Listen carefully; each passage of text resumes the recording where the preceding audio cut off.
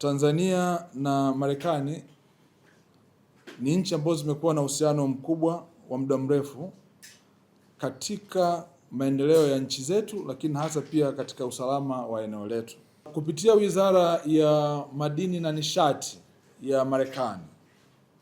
wamekuja na programu hii maalum ambayo lengo lake kubwa ni kuweza kusaidia utekelezaji wa ajenda za kimaendeleo za nchi yetu Tanzania, ikiwemo kwenye sekta ya madini. Zipo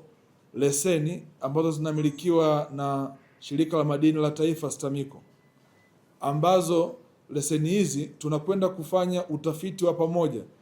kupitia Wizara ya Madini ya Marekani kubaini maeneo ambayo yatakuwa yana uwekezaji mkubwa. Kupitia utaratibu huu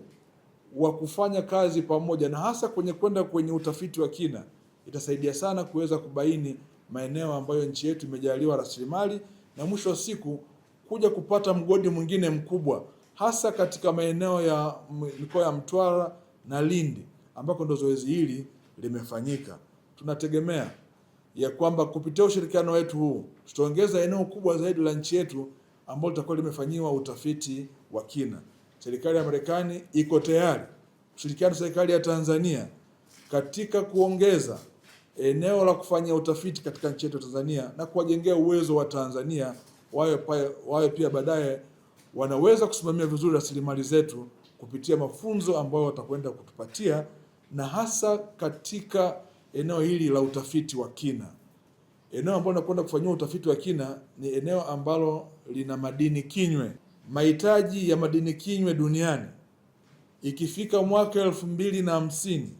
itakuwa ni tani milioni 4.5 kwa mwaka. Tanzania ipo kwenye nafasi nzuri kuwa mmoja ya wasambazaji wakubwa wa madini haya katika mahitaji ya kidunia, na ndio maana tumeendelea kukaribisha ushirikiano mbalimbali ikiwemo ndugu zetu wa Marekani katika eneo la utafiti. Mwisho, nichukue fursa hii kuelezea kwamba pamoja na utafiti huu, lakini pia kutakuwepo na mafunzo ya siku 2 ya kuwajengea uwezo wa wataalamu wetu hasa katika matumizi ya kisasa ya teknolojia ya hali ya juu ya kutafsiri takwimu za kimadini geodata, ambapo tunategemea kabisa watu wetu wa Tanzania kupitia vifaa hivi ambavyo vitakwenda kukabidhiwa watakuwa na uwezo wa kutafsiri vizuri taarifa sahihi za utafiti katika eneo hilo la madini. Mwisho, naomba nichukue fursa hii kueleza kwamba Tanzania inaendelea kusisitiza kwamba itaendelea kushirikiana na nchi ya Marekani katika maeneo mbalimbali na hasa katika sekta ya madini kuhakikisha kwamba nchi zote mbili zinanufaika na